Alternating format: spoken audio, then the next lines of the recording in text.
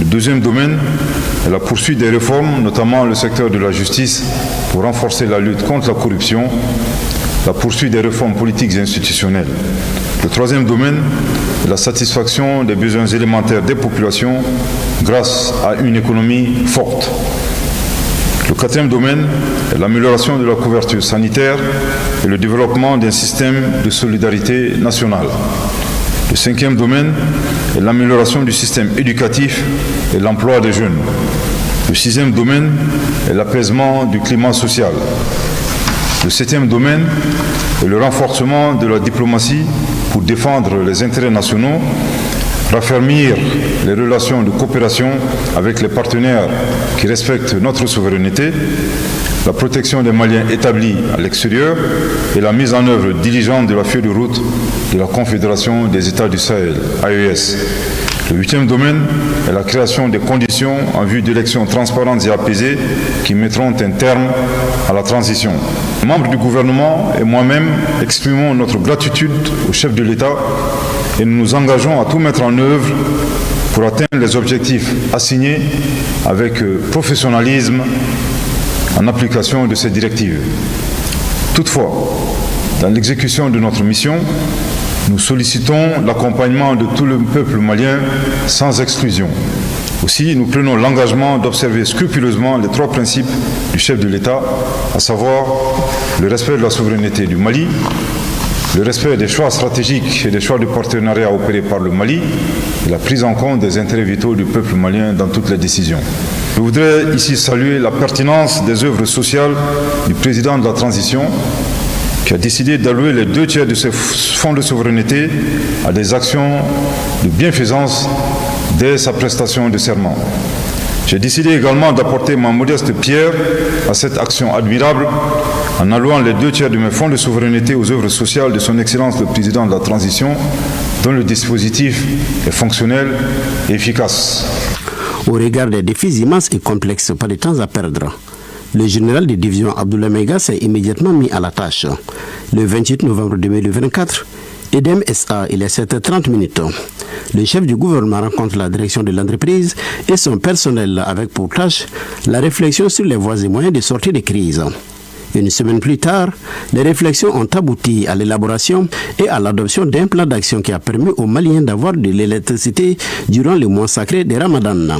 Tout le personnel de la société EDEM SA, je voudrais partager avec vous 2 certitudes et une conviction.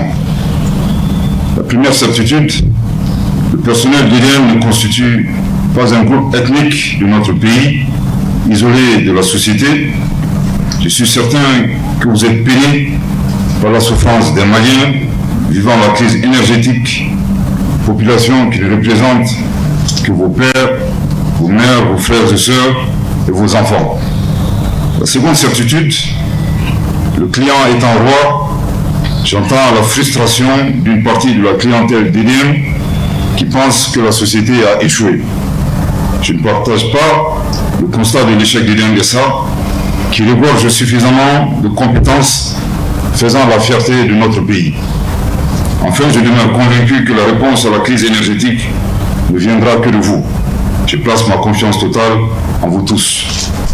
Kourouba, le 27 novembre 2024, le général d'Armas Migota, président de la transition, chef de l'État.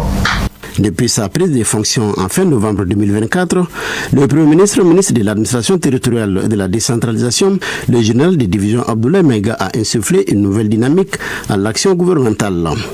Une action gouvernementale qui a pour socle la lettre de cadrage du président de la transition, le général d'armée Assimi Goïta. Cette lettre est bâtie autour de 8 axes prioritaires. Ces priorités serviront d'ailleurs à l'élaboration du plan d'action du gouvernement PAG 2025-2026. Ce plan a été présenté devant le Conseil national de transition CNT le 16 mai 2025 et adopté le 19 mai après des débats très riches. Pour préserver et consolider la paix, le gouvernement entend renforcer le dialogue social. Dans cette perspective, il sera procédé à l'opérationnalisation du Conseil national du dialogue social, le CNDS, à la dynamisation de 200 cadres de dialogue aussi bien dans les administrations publiques que dans les administrations privées, et à la poursuite de la mise en œuvre de 60 accords syndicaux non éteints. Par ailleurs, dans le cadre de la mise en œuvre du pacte de stabilité sociale et de croissance, les élections professionnelles des représentants des organisations syndicales seront organisées sur l'ensemble du territoire national. De manière particulière, le gouvernement s'attelera à améliorer les conditions de vie et de travail des agents de l'État à travers le suivi de la mise en œuvre du cadre juridique des rémunérations et à la promotion de l'équité genre dans la fonction publique à travers le recrutement de 90 personnes en situation de handicap. Plus rien ne s'oppose à la mise en œuvre du plan d'action du gouvernement. Après environ 8 heures de débats francs et républicains entre le chef du gouvernement et les membres du CNT, l'organe législatif de la transition donne son quitus au document. Les membres du CNT saluent la clarté, la qualité et la vision du document. À l'issue du vote, le plan d'action du gouvernement a été plébiscité, 128 voix pour, 0 contre et 0 abstention. Félicitations, Monsieur le Premier ministre. Vous n'avez cessé de nous démontrer votre ferme détermination à réussir la mission qui est la vôtre à la tête du gouvernement. Je vous y encourage vivement. Cependant, je me dois de vous rappeler que nos concitoyens sont de plus en plus exigeants dans la conduite des affaires de l'État et nous aussi, membres du Conseil national de transition, sommes très vigilants. À cet égard, je voudrais vous exhorter de même que votre gouvernement à renforcer davantage les acquis et à poursuivre les efforts partout où cela s'avère nécessaire pour le bien-être de nos compatriotes et la réussite de la transition. Depuis sa nomination comme Premier ministre de la Transition, le général de division Abdoulaye Maïga a mis en place un cadre ambitieux avec des priorités claires. Sécurité et réformes institutionnelles, diplomatie régionale et services essentiels. Pour expliquer le contenu de la lettre de cadrage, le Premier ministre a rencontré les forces vives de la nation, les responsables des centrales syndicales, des confessions religieuses, la société civile et les partis politiques. Le chef du gouvernement a par ailleurs initié un cadre de concertation mensuelle avec le secteur privé en vue de trouver des solutions aux différents problèmes du secteur. Mars 2025, le chef du gouvernement a initié les journées de renforcement des capacités sur la communication gouvernementale. Il s'agissait de sensibiliser les membres du gouvernement sur les enjeux et les perspectives de la communication, en particulier dans un contexte de guerre informationnelle, afin de créer un cadre de collaboration harmonieux et d'élaborer les outils pour rendre la communication gouvernementale plus fluide. À la suite d'un constat dégagé par son Excellence, le général d'armée Assimi Goïta, président de la transition, chef de l'État, sur la faible performance de la communication gouvernementale, constat unanimement partagé dans un contexte de terrorisme médiatique et de désinformation à outrance, le gouvernement a présenté une communication verbale relative à l'organisation des présentes journées de renforcement des capacités sur la communication gouvernementale qui débute ce matin et va s'étaler jusqu'au 6 mars 2025 avec la séquence dédiée aux acteurs de la communication. Les objectifs de ces journées sont entre autres de sensibiliser les membres du gouvernement sur les enjeux et les perspectives de la communication, en particulier dans un contexte de guerre informationnelle, de créer un cadre de collaboration harmonieux entre les acteurs de la communication gouvernementale et tout l'écosystème de la communication. Pour un suivi rapproché, le Premier ministre préside les différents états généraux des secteurs. Il préside les réunions du comité interministériel de gestion des crises et catastrophes et le comité de pilotage de la digitalisation de l'administration en vue de rendre opérationnelle une décision présidentielle visant à digitaliser tous les paiements. Tout comme lors des inondations en 2024, le Premier ministre a présidé les différentes réunions du comité interministériel de gestion des crises et catastrophes pendant la crise du carburant au Mali. Il rencontre régulièrement les acteurs impliqués dans l'approvisionnement du pays en hydrocarbures et salue au nom du chef de l'État la résilience des Maliens. Vous vous rassurez, bien entendu, on parle de camions-citernes et j'insiste sur cette vision, et c'est la vision du chef de l'État. Même s'il faut aller chercher du carburant à pied et avec des cuillères, nous allons le faire. Toutefois, nous n'avons pas d'autre choix. Comme je dis honnêtement, le carburant est un produit vital pour notre pays. Vous êtes des pétroliers, ça affecte les transporteurs, mais il en va bien entendu de la réalisation de l'axe 3, à savoir de la satisfaction des besoins fondamentaux de nos populations. Donc je tiens vraiment à vous, encore une fois, insister sur le soutien et notre engagement à faire tout pour que cette situation malheureuse soit résolu dans les meilleurs délais.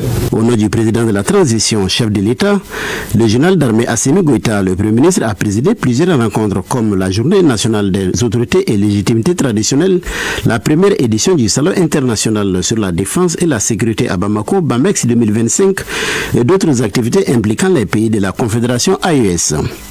Pour montrer que le Mali est un pays fréquentable, le général de division Abdoulaye Maïga a aussi reçu plusieurs diplomates, les responsables des institutions financières internationales et les partenaires au développement. Occasion de partager avec eux la vision des autorités de la transition. Le Premier ministre chef du gouvernement s'est rendu à l'intérieur du pays, plus précisément à Ségou, Marakakungo, Nyono, Ndebougou, Djouela, Koutiala, San et Tombouctou pour inaugurer des infrastructures sportives, lancer des projets de développement et enfin échanger avec les forces vives des régions autour de la lettre de cadrage du chef de l'État adressée au gouvernement. Tombouctou, aussi pétageux, doit organiser un événement extrêmement capital, aussi bien pour la région, mais un événement extrêmement capital pour l'ensemble du Mali. Il s'agit de la biennale artistique. Plusieurs actions ont été menées. Et je voudrais quand même vous rassurer que le gouvernement ne ménagera aucun effort pour jouer sa partition. Mais la biennale est une activité qui va au-delà de seul le gouvernement. C'est une action, une activité culturelle qui engage d'abord et avant tout les populations. Je voudrais compter sur la franche collaboration, l'engagement et l'abnégation de toute la population de Tombouctou afin de faire de cette biennale artistique un succès retentissant. Et je pense que nous avons les capacités, nous avons les moyens, et ceci pour plusieurs raisons. C'est la première fois que la biennale artistique et culturelle, en tout cas, sera organisée dans une région du Nord. Ceci coïncide avec l'année 2025, consacrée comme étant l'année de la culture par le chef de l'État. C'est également un message fort que nous devons envoyer à nos populations, envoyer à toute la communauté internationale, d'autres populations en dehors du Mali. Et cette biennale, à mon humble avis, sera un indicateur très clair du retour de la sécurité, du retour de la stabilité à Tombouctou et plus globalement dans toutes les régions du Mali. Pour sa première sortie à l'extérieur du pays, le général de division Abdoulaye Maïga a effectué une visite de travail et d'amitié au Niger. Avec ses homologues du Burkina Faso et du Niger, le point de la mise en œuvre de la feuille de route de la Confédération des États du Sahel est fait au président de la République du Niger. Au Ghana, le Premier ministre porteur d'un message du chef de l'État a échangé avec le président de la République sur les voies à mettre en œuvre pour renforcer les relations entre les deux pays.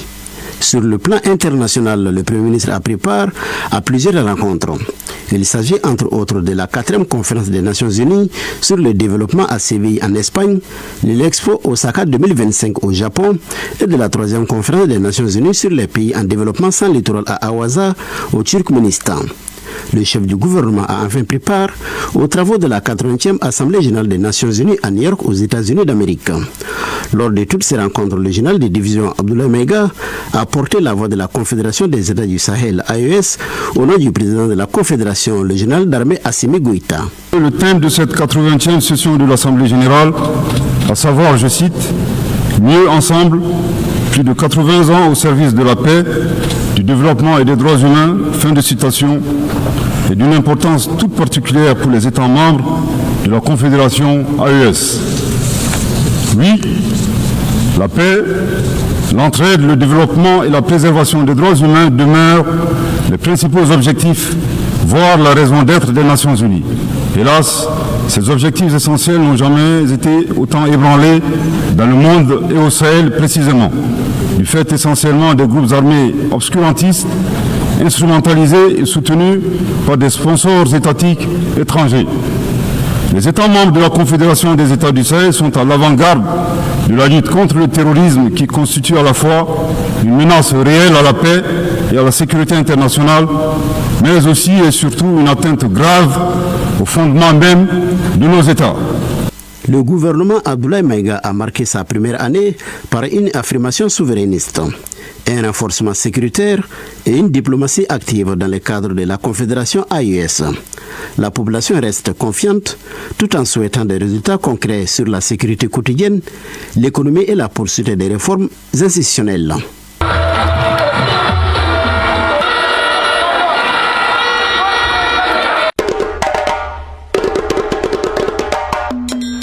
Pour l'ORTM, chacun compte. L'ORTM. L'ORTM. ORTM. La passion du service public.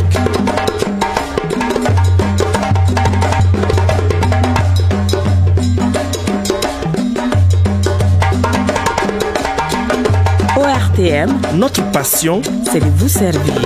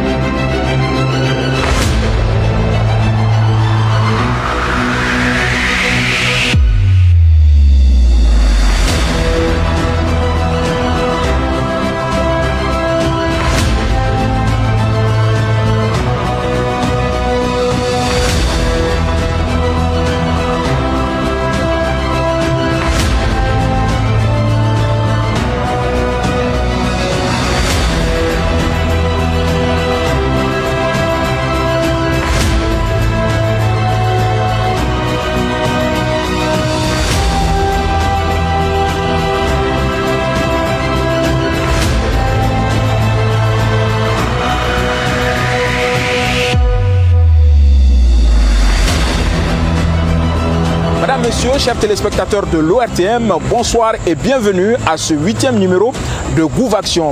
Au menu ce soir, nous allons vous parler de l'inauguration de la deuxième mine de lithium de Bougouni. Une inauguration qui a été faite par le président de la transition, le général d'armée Assimi Goïta. En second sujet, nous parlerons du site des 602 logements du ministère des Maliens établis à l'étranger. Un site qui va donc offrir des logements à la diaspora malienne pour faciliter leur retour dans le pays. Ensuite, en fin d'édition, nous recevrons le docteur